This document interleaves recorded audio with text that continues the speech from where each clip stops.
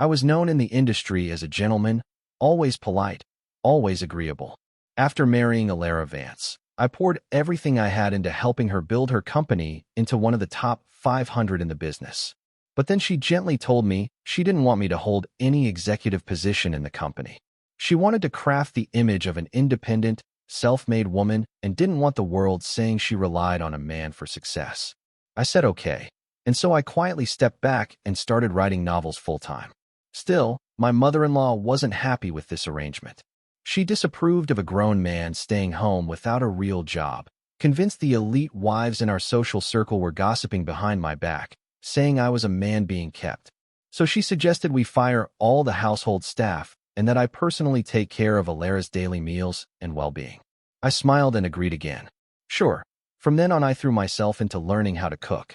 I even earned a nutritionist license just to make sure Alara had meals that were not only tasty, but nutritionally balanced every single day. Until one day, Alara's executive assistant sent me a screenshot from Instagram. It was a post from her newly hired male assistant, Kaylin. In the picture, a beautifully plated bento full of vibrant colors and perfectly portioned dishes. I recognized it immediately. It was the lunch I had made for Alara.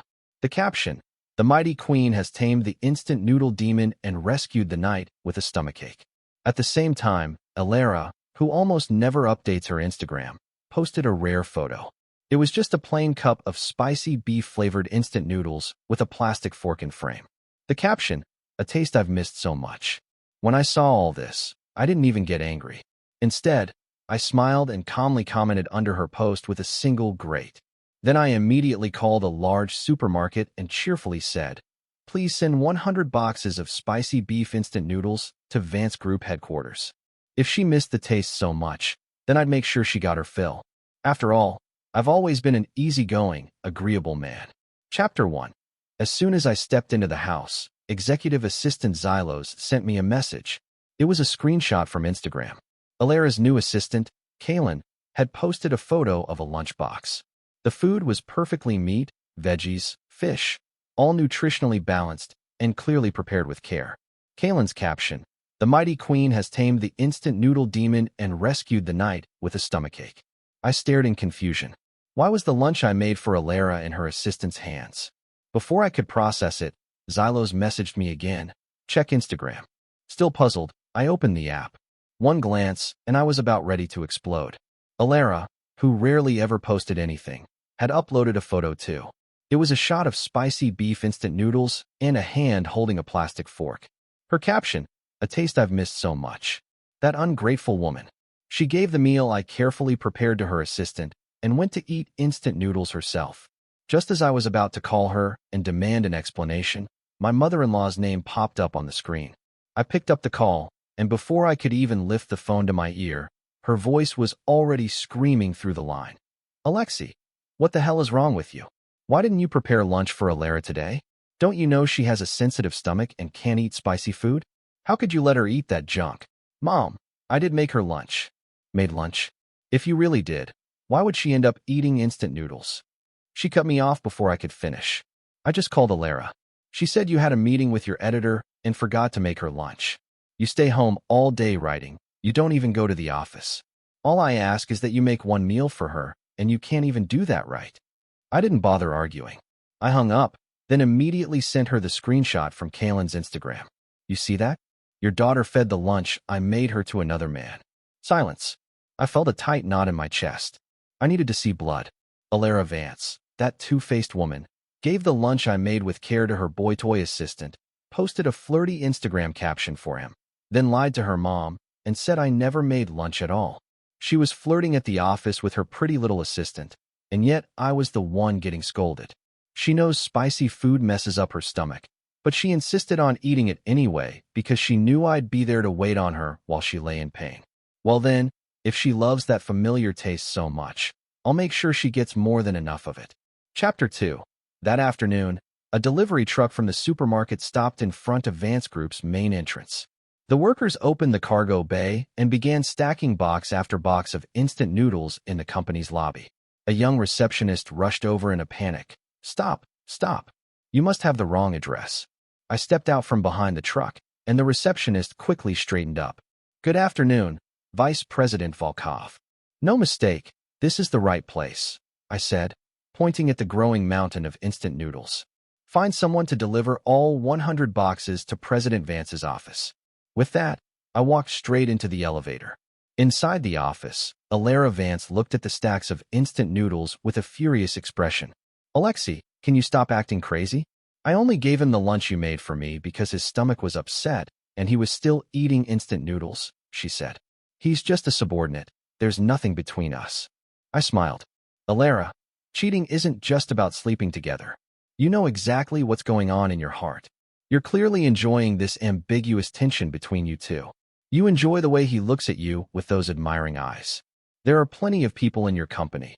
If someone else had a stomachache, would you also give them my lunch? We've been married long enough. You don't really think I don't know what kind of person you are, do you? You posted that Instagram, and immediately your mom came at me demanding an explanation. Tell me, what exactly did you say to her? Just then, the door opened. Kaylin walked in wearing a t-shirt, denim jeans, and black canvas sneakers. Sunny, boyish, not my type of person at all. Mr. Volkov, your coffee. Without hesitation, I grabbed the coffee and threw it on him. Startled, Kaylin should have stepped back to avoid it, but instead he stumbled straight into Alara's arms. Alara caught him and immediately snapped, her face flushed with anger. Alexei, what is wrong with you? This is the office, not your house. No one's going to indulge your tantrums here. I sneered as I looked at the two of them practically tangled together. Go ahead, hold him tighter. Put some real effort into it. Maybe your queen will finally divorce me and promote her stomach-hacker-prone night. The two of them turned red and quickly stepped apart. I pointed at Kaylin, now soaked with coffee. And you still have the nerve to say there's no favoritism? What did he just call me? Mr. COO? Am I not still the vice president of this company? Or have you already fired me behind my back? Was that title Mr. COO something you told him to use? Are you trying to suggest I'm irrelevant now? Every male employee in this company wears suits. The dress code clearly says white shirts and dark ties. Even I have to follow it. What's with his getup? Is that your new kink or something? Alara's face showed a flash of embarrassment, like a student caught cheating on an exam. That's ridiculous, she muttered. He just hasn't found the right clothes yet. That's why I let him wear his own stuff for now. Don't overthink it. Alara, he's been working here for nearly a month. What kind of clothes take a month to find? Even a pig could have bought a suit by now. Well, I'm done with this, I said flatly. You handle it however you want. I pointed to the boxes of noodles in the hallway. Starting tomorrow, I won't cook for you anymore. When you've finished reminiscing your way through those 100 boxes of instant noodles, then maybe I'll consider making you a meal again. You don't like the food I make? Fine, you can spend your life with those noodles from now on. Alara frowned in exasperation. Can you stop being so unreasonable? When did I ever say I didn't like your food? Oh, so you do like it. I pulled a lunchbox out of my bag, opened the lid, and placed it in front of her. Eat it. You said you liked it, right? With a loud slap, Alara smacked her hand on the desk. Alexei, are you out of your mind? Why the hell did you pack dog food in this lunchbox? It's your meal. Didn't you like feeding my food to the dog? I turned my eyes to Kaylin. To the knight with the sensitive stomach. This dinner was specially prepared by your humble servant. Eat it. What are you waiting for? Chapter 3. Kaylin stood behind Alara, his shirt stained with coffee, head lowered in solemn silence. His expression was so full of tragic dignity, you'd think the CEO had just ordered him to commit ritual suicide in the office. Kaylin, if you really dream of becoming the husband of a powerful female CEO, then you should know these privileged heiresses do like sunshine boys like you. But they'll never actually marry someone who does nothing but pout and call them big sis. If you're content with being her pretty boy assistant or a lifelong secret fling with no title and no name, then go ahead and keep acting like this. Let's see if your queen will ever marry a knight who gets stomachaches from instant noodles. But if your plan is to push me out and take my place, then show me you've got the guts to go all in, the guts it takes for a side piece to make it official. I slid the lunchbox of dog food toward him. Eat it. If you do, Alara will definitely take your side and turn against me. That'll bring you one step closer to becoming her trusted courtier. You want to climb the social ladder, but you're too afraid to lose face? Then you're doomed to spend your life being some rich woman's fake banana or rotten cucumber. Kaylin clearly wasn't listening to me. The humiliation on his face deepened as he retorted, Mr. Volkov, I may just be a low-level assistant, but that doesn't mean I have no dignity. You're insulting my character. There has never been anything inappropriate between President Vance and me. You're judging me with your own twisted assumptions. I scoffed. Insulting your character? What? Don't have a mirror, you piss. Don't you go take a long, hard look at yourself in that. I let out a cold laugh. Nothing inappropriate? You really have the nerve to say that? As a personal assistant, you can't even dress the part. Look at you. Does this look like how an assistant should dress? If you walked into a client meeting like that, do you think they'd see you as the assistant or as the CEO's arm candy? A real assistant solves problems for their boss, not creates them. You ate her lunch and acted proud of it. If you truly had any dignity, you'd resign right here and now. Instead, you stand here pretending you're too noble to be insulted, hiding behind a woman's skirt like a coward. Enough. Alara kicked the lunchbox, sending its contents flying. Alexei, you've gone too far. This is a company, he's my assistant. What gives you the right to treat someone I hired like this? Kibble and rice splattered across the floor and onto me. I stood motionless like a statue, letting it all hit me without flinching. Alara, I'll give you two options now. 1. You keep your night with the weak stomach and we get a divorce. 2. You fire him, and I'll pretend none of this ever happened. I won't bring it up again. 1 or 2. Your choice. No way. Alara answered without hesitation. This company has its rules and procedures. No one has the right to fire an employee without cause. I nodded. Got it. Message received. Without another word, I got up and headed for the door. Alara caught up and grabbed my arm. Alexei, can you stop making a scene? Let go. I yanked my arm free. Alara, you made the choice. Why are you pulling me back now? It's the 21st century. Don't tell me you actually plan to keep a lover on the side. Are you planning to replace me with him? Or are you setting him up in some secret love nest? Alexei, just let me explain. Get out of my face. I cut her off mercilessly. Chapter 4. The first thing I did when I got home was delete Alara's fingerprint from the smart lock. Come home when you're done missing those 100 boxes of instant noodles. Alara really took it to heart and didn't come back at night. Zylos messaged me again. Kalen had posted another photo on Instagram, flaunting a Van Cleef Arpels watch on his wrist. Its glint practically blinding. A One-Eo-Faken consolation prize. A little joy reserved for the night. I may not have been a Van Cleef Arpels member today, but that didn't mean I wouldn't be one tomorrow. With one phone call and a few messages, the boutique manager personally assured me over the phone, practically thumping his chest, Mr. Volkov, don't worry. I'll break my legs if I have to, but I'll get every piece you need tonight. By the next morning, everyone in the company received a gift from Vice President Volkov. Every male employee got the exact same watch Kalen had. Every female employee got a Van Cleef Arpels bracelet. The condition for claiming the gift was everyone had to post a photo on Instagram with the caption, Equal Opportunity Bonus, a little joy from the VP. When everyone saw Kalen's post from the night before, the whole company turned their gaze on him with undisguised contempt. Several department heads loyal to me even openly mocked him. The white dove of the church won't kiss the crow, and you from the toilet won't go home hungry. Others are fireworks of different colors. You are a big bundle of 50-cent firecrackers. People rely on clothes, horses rely on saddles, and dogs run happily with a bell on their necks. From that day on, the entire company began isolating Kalen. Just a few $1,000 gifts were enough to unify everyone against him. Even those so-called brothers who used to chat with Kalen about everything began eyeing him the way you'd look at a kept man. Kalen couldn't understand it. When the CEO favored him, these people looked at him with envy. But in the blink of an eye, those same people started pointing fingers, even openly calling him a toad trying to eat swan meat. The watch he had attached so much meaning to, the one that made him feel like he was finally rising, now felt like a loud, humiliating slap to the face. The very watch on his wrist had become the smoking gun that got him ridiculed and alienated at work. With a long face, he knocked on Alara's office door and laid the watch on her desk. President Vance, I appreciate the gesture, but I think you'd better take this watch back. Chapter 5. Since we got married, this was the worst fight Alara and I had ever had. She stormed back home, and right in front of me, smashed the jade screen carved with our wedding photo. Then she shattered the custom porcelain pearl I had commissioned from Daisher Sato. Alexei, How did I never notice how petty you are? You're seriously jealous of an assistant? He's just a fresh college graduate. Did you really need to make such a big deal out of it? I already told you nothing is going on between us. Why won't you just let it go? I calmly looked at the wreckage around the room, as if none of these broken pieces had anything to do with me. Nothing is going on. I stared directly into her eyes.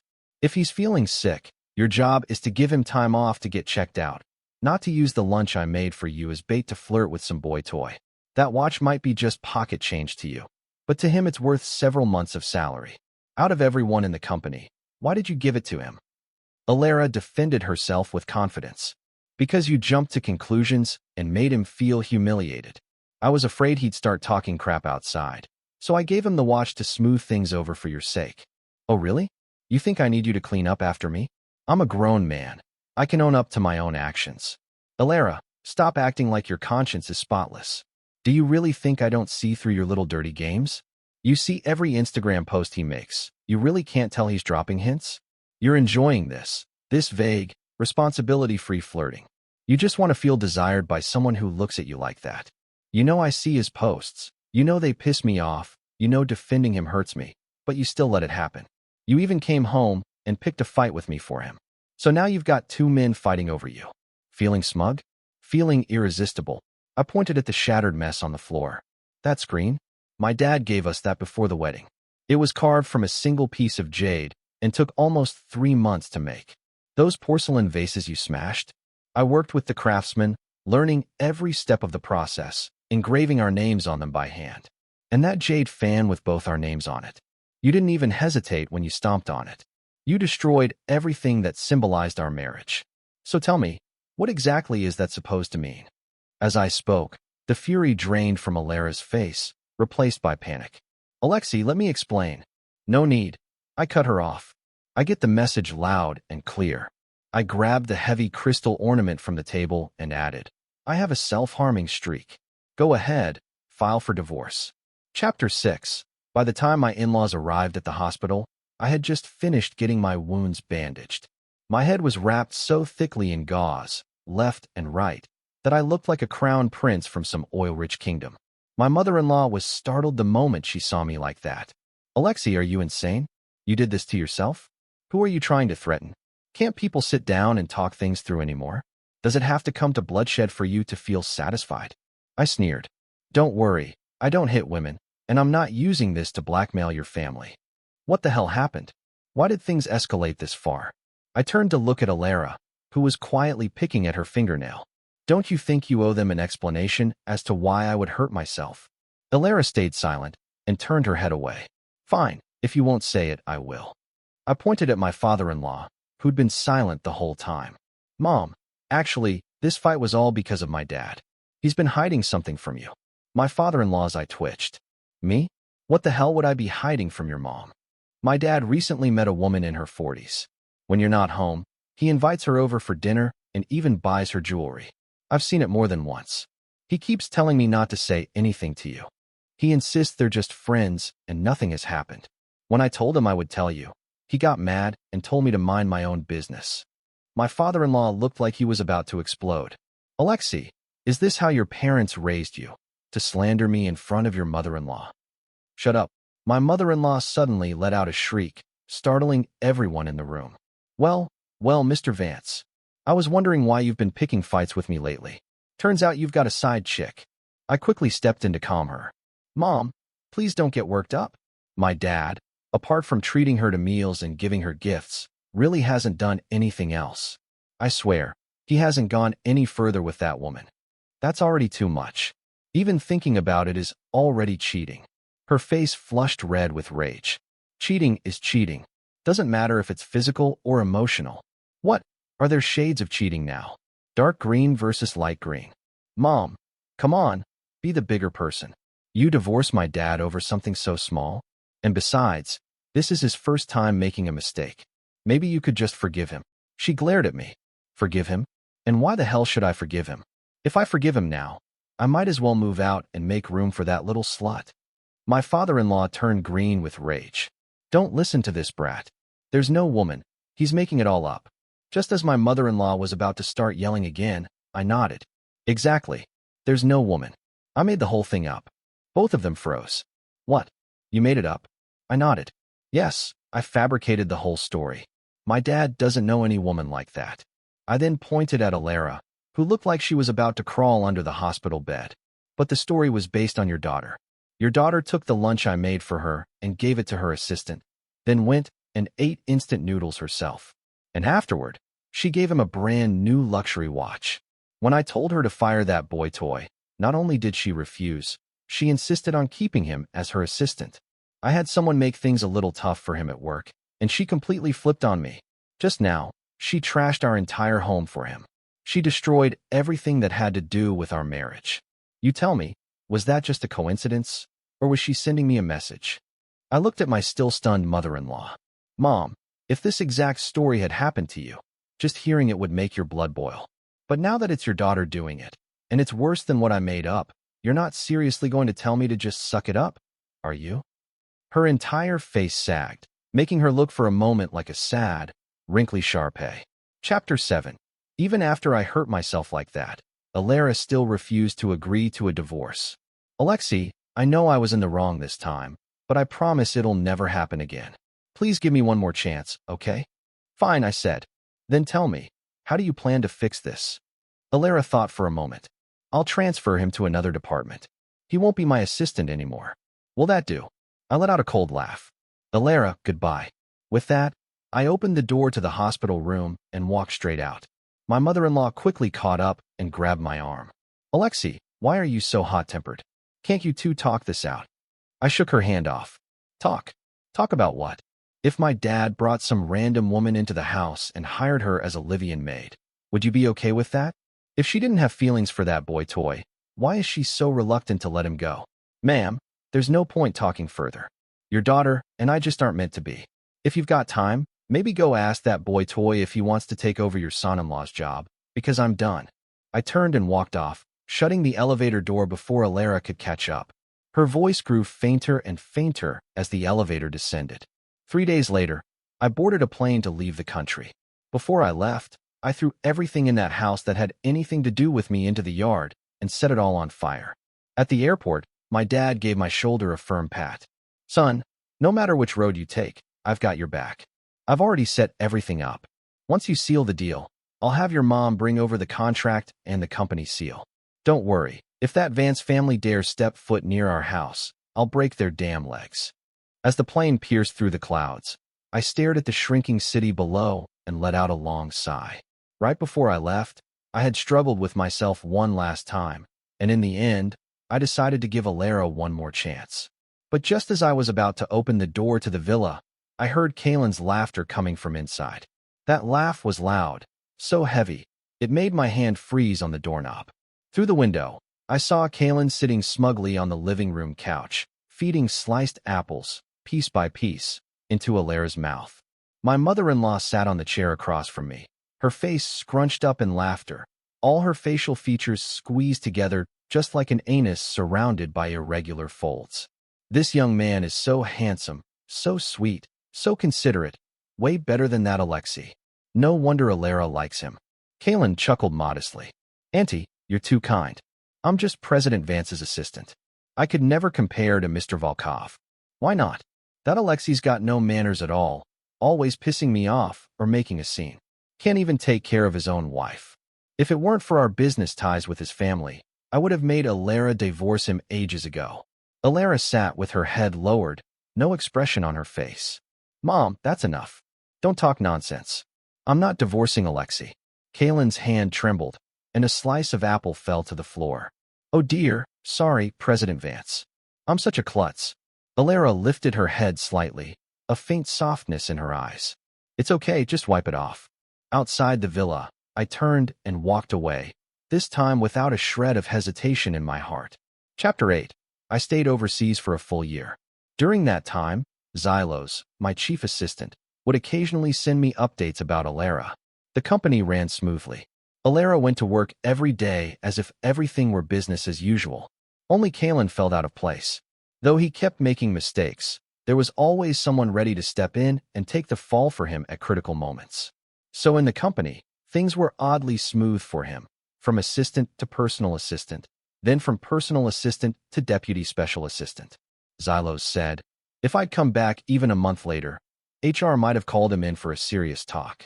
I haven't seen anything inappropriate between President Vance and him, but I also don't know what happens in private. I won't speculate blindly. He's been promoted way too fast, and since you've been away so long, people in the company have started gossiping. Some of the flatterers have even started calling him Junior VP behind closed doors. Oh right, President Vance goes back to the family estate every weekend. Kalen goes too, but he doesn't stay overnight. Looking at Xylos's messages, I could tell he probably wasn't having an easy time. If it weren't for the task I had given him, he likely would have resigned a long time ago. Don't push yourself. There's already a spot waiting for you at Volkov Corp, Executive Vice President. The moment you want to come over, you can quit. Xylos replied with a smirking emoji. I knew you were coming back, so I submitted my resignation yesterday. I sent him a handshake emoji.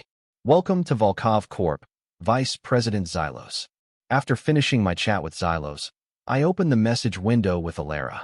Over the past year, she had called me countless times, but I hung up every single one. Eventually, she started calling less and less. In the past 3 months, she had almost stopped calling altogether. She knew I had people planted in the company, yet she still brazenly promoted the utterly incompetent Kalen to executive assistant, which meant she wasn't even trying to hide it. She didn't care if I found out. That left only 2 possibilities.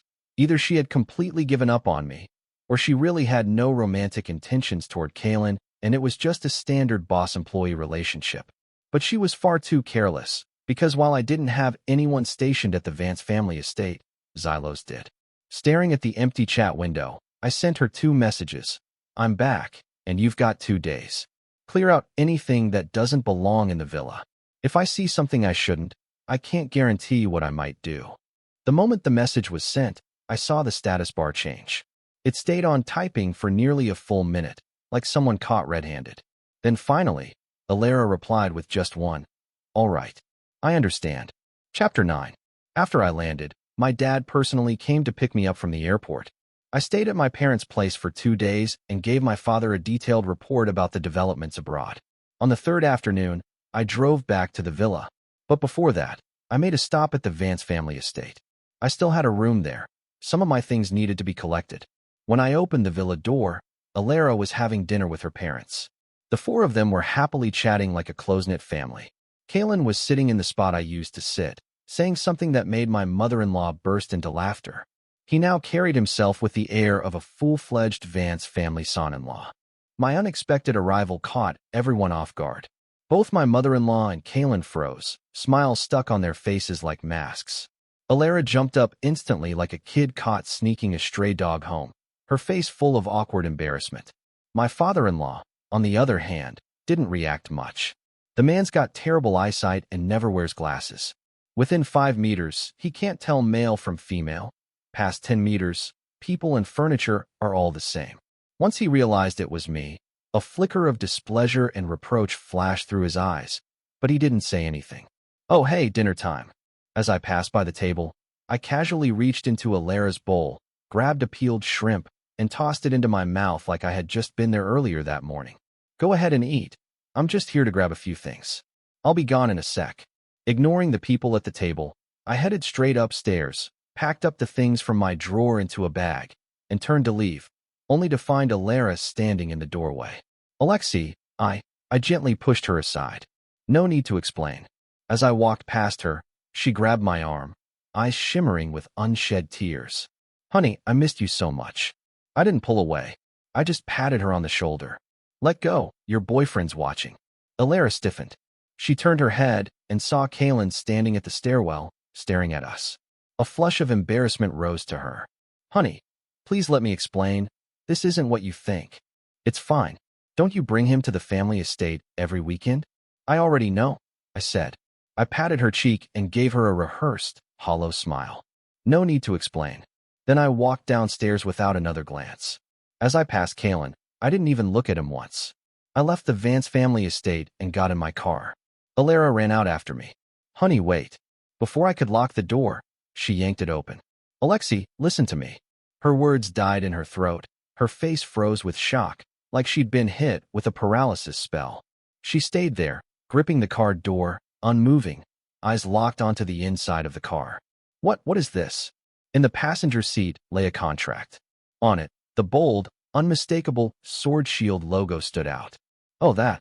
I picked it up and waved it at her, unable to hide the pride in my voice. That's the raw material supply contract I finalized. From now on, all domestic supplies will be handled exclusively by Volkov Corporation. I gave Alara Vance, still frozen in place, a polite smile. Relax. I'll supply Vance Corp at the original price. And please, close the door on your way out.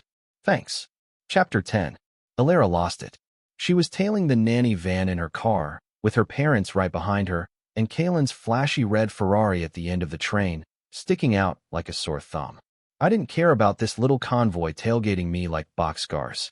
I let them follow me all the way to the villa. Once back home, I ignored the tails behind me and went straight upstairs to shower. Before heading up, I made sure to casually place the signed contract right on the living room table. When I came back down, I saw my in-laws pacing around the living room like they had hemorrhoids, couldn't sit, couldn't stand still, just aimlessly walking in circles. Alara grabbed my hand. Alexei, what is going on here? What do you mean? Alara was clearly getting anxious. She pointed at the contract on the table. This contract. I'm talking about this contract. What is this about? I told you, didn't I? I spent this past year abroad working on that. Took a lot of effort to close the deal. No pressure, though. I'll give Vance Corp the same prices as before. Alexei, what kind of bullshit are you saying?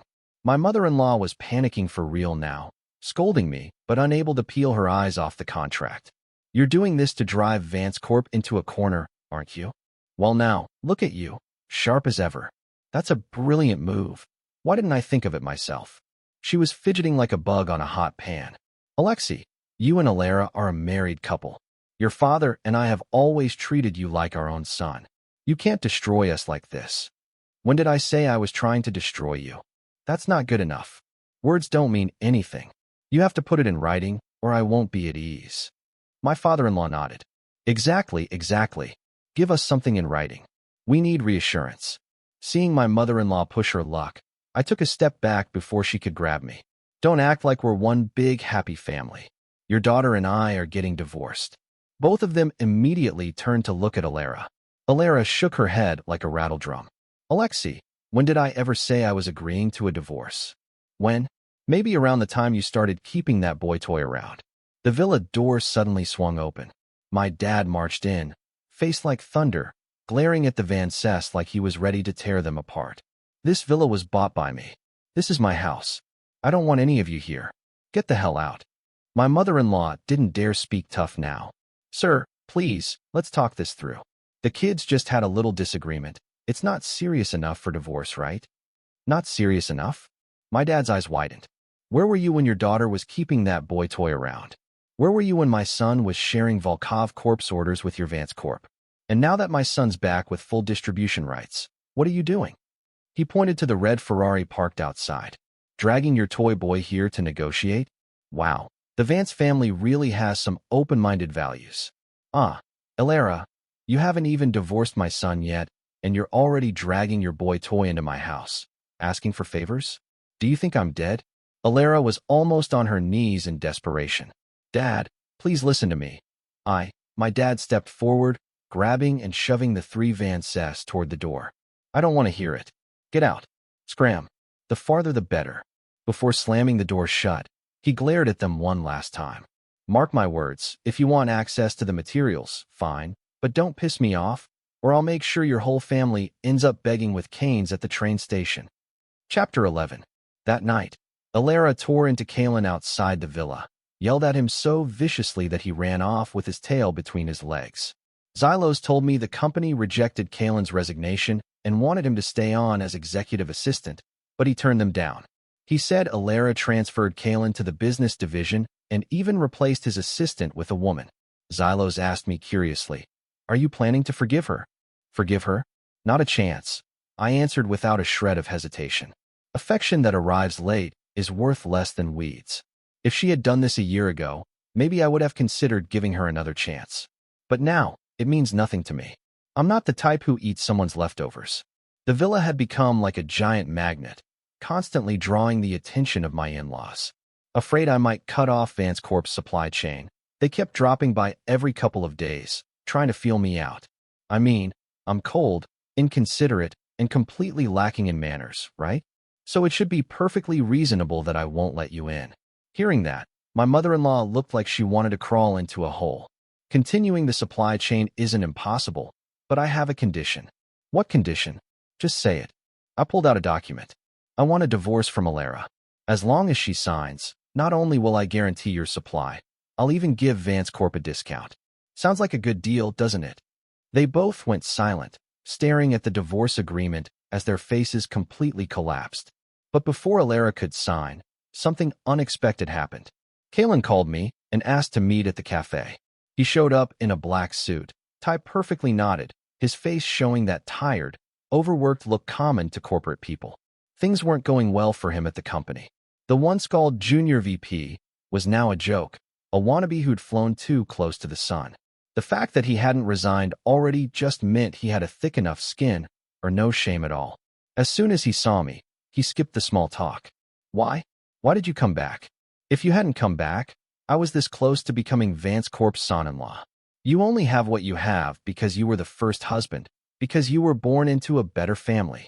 If not for that, you wouldn't be any competition at all. She was almost mine. I smirked. Competition? You seriously think you were ever competition? You're really overestimating yourself. Weren't you the one who said you liked Alara for who she is, and that titles didn't matter? So why are you so desperate to move up now? Kalen's face twisted in rage. What do you know, Alexi? Your only advantage is being luckier than me.